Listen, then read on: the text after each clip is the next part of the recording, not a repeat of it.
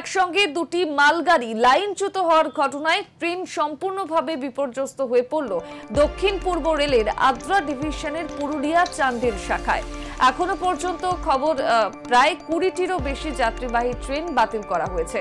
শুক্রবার গভীর রাতেই চান্ডিল স্টেশনে ঘটে এই দুর্ঘটনা।